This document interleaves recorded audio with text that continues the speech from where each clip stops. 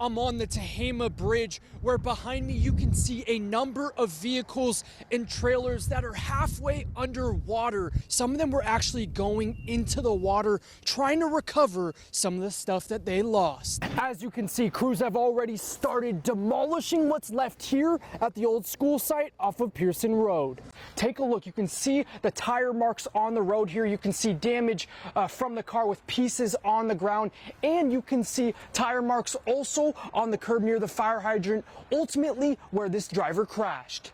But looking at that smoke and the number of vehicles and firefighters that I've seen go back there, that number could be more. But thanks to these firefighters, a lot of these homes have been saved. The FBI is working alongside the Butte County Sheriff's Office to find out why the gunman decided to come to this school here in Palermo and start shooting at students. She told me she walked out in front of the fence here when the fire was burning inside the home, and she wanted to make sure that firefighters got the dog out from inside this door.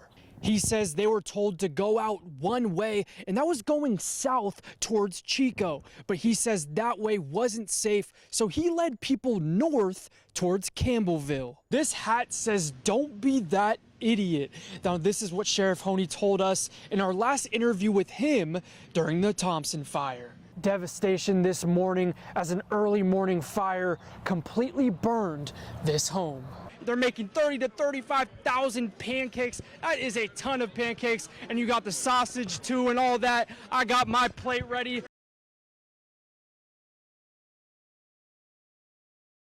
The park fire forcing mandatory evacuations as 45,000 acres burn. But let's talk right now to Diego Moctezuma in our CBS affiliate in Chico. He's live on the stream. Diego, we understand we have a little bit of a satellite delay, but please set the scene and let us know what people are doing.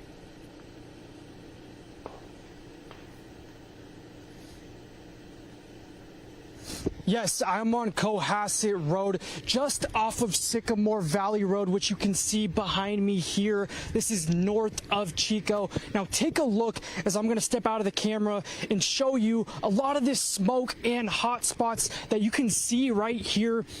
Now, I've been out here all morning, and I've seen several buildings and homes that have burned from this fire. Now, a lot of people are asking us to check their homes. So I'm going to show you some of the destruction that has happened from this fire. Now, a warning, you may find this difficult to look at.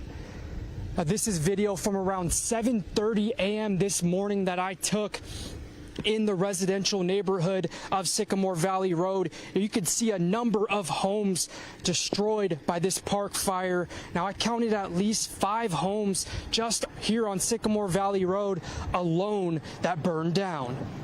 Now, I also spoke with the Cal Fire Chief, who says they have saved a number of homes and that many of them are still standing.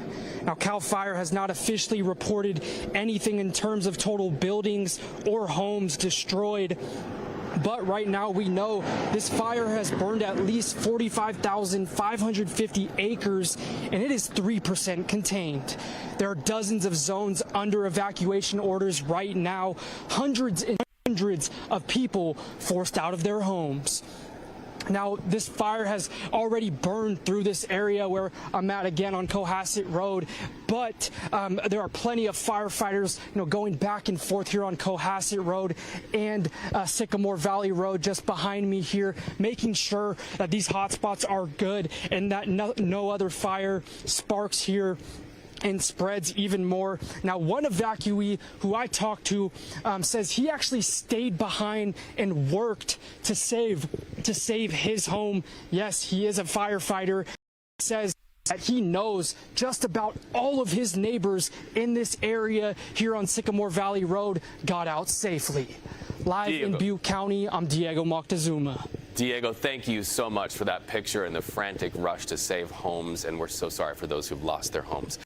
Big or small, distorted or whole, to be able to give those back to everybody gives them a sense of closure, which is so incredibly needed. This is what Amanda Smith is taking her time to do in the community of Cohasset. Once homes are properly assessed by Cal OES and Cal Recycle, Smith walks properties to recover any surviving items. But this work isn't new to her. In the campfire, she gathered ashes from urns for families. She hopes to do something similar for park fire survivors. Smith wants people to remain hopeful that some of their possessions can get back to them. A lot of small items, coins, jewelry, musical instruments, glass items, ceramics, and occasionally some paper items, which may not last long, but it is an opportunity to take a photo and say, this was still here.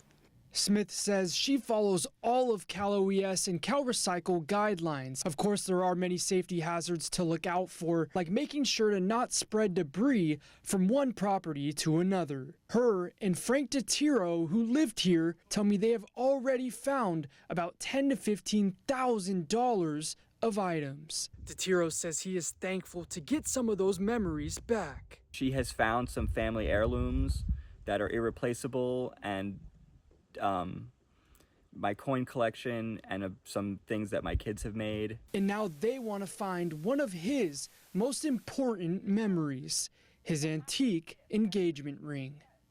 It was a gift from my grandmother, and if I could find it, it would mean the world to me. Smith hopes she can continue to do this work and help as many fire victims as she can. Reporting in Butte County, Diego Moctezuma, Action News Now. Got my coffee and noticed some smoke, went over here and chased it and found that it was our mansion. It's just absolutely devastating. I mean, it's terrible. With after Honey Run and now this, it's like our history. We've lost a lot of history, man. It's just super sad. A shock to the Chico community as a fire destroyed Chico's beloved landmark. Someone called in to report a fire at the Bidwell Mansion around 3:15 a.m.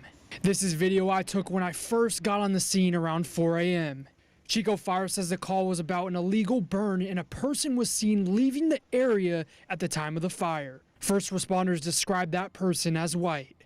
They say they're reviewing surveillance footage and working to get a better identification. The mansion was most recently a California State Historic Park, but initially was the home built by Chico founder John Bidwell in 1865. The mansion was going through a significant restoration project, one that we haven't seen before since it was very first built. One of the painters working on the renovation at the mansion came out early this morning stunned by what happened. It hasn't even sunk in yet, you know, and I was honored to paint this building here. One of the people who was working on the roofing also reflected on how this mansion was so much more than just a building. Outside of Chico State University, by far, this is number one. Number one. Anybody to come here to Chico to see the history behind the Bidwell family, Heartbreaking. and how this town grew out of their family. It's amazing. Yes.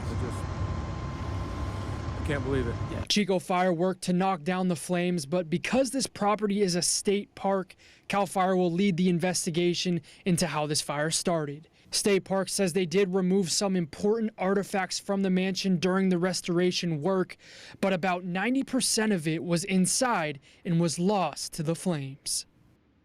6 years ago today, Alfredo Romero lost almost everything he owned. He recalls his hurried evacuation as the flames race towards his paradise home on November 8th, 2018. You don't think about grabbing it. I could have grabbed photo albums and videos and pictures and all my memorabilia. I had a music room. You don't think about anything. You just think about I have to get the safety. Throughout the course of his life, he collected all kinds of NBA memorabilia like signed basketballs, signed jerseys, you name it. He and his father always went to Laker games. As a Lakers super fan, he always brought something back home for his collection. This is just one side of his wall before the fire, completely covered with memories at his old home. So every birthday I'd get Laker gear, or Christmas I'd get Laker stuff, or I'd buy things actually on auction sites. And I had this man cave in my office, and I just wall-to-wall Laker jerseys, signed basketballs, magazines when they won championships. I mean, it was just, it was an amazing room. About 2 months after the fire, a surprising gift brought him hope. He was visiting his wife Debbie in the hospital after a serious leg injury. So she started contacting any Laker connection she could find on the internet. The offices, the players, Magic Johnson, Byron Scott, Kobe at the time. And the one that responded was Byron Scott. So she calls me up, and she had got an email from Byron Scott's manager, but she didn't tell me. So I go to the hospital. She goes, I got something for you. I go, sure, what is it? And she shows me this box. And this is how the Lakers recognized Romero as a lifelong Laker fan. Take a look at all of the items that were given to him. Felt like also it was really nice and touching that years of devoting some of my life to the Lakers, that they acknowledged me, that they said, oh, hey, thanks for being a fan. I thought that was the thing that touched me the most, is like, hey, the Lakers recognized me. I thought that was cool. Now in his home in Chico, he is slowly growing his collection once again. But most importantly, Romero tells me it's his family that keeps him going every day. Is that life can move on if after you lose even your most precious things, rings, jewelry, collections, memorabilia, photo albums and things. It's still an opportunity for us to look back fondly for what we had and make new memories going forward. I mean, there is life after something devastating like that. I wish it never would have happened, but you know, I still have my family and there's new memories to make. I'm Diego Moctezuma with Action News Now.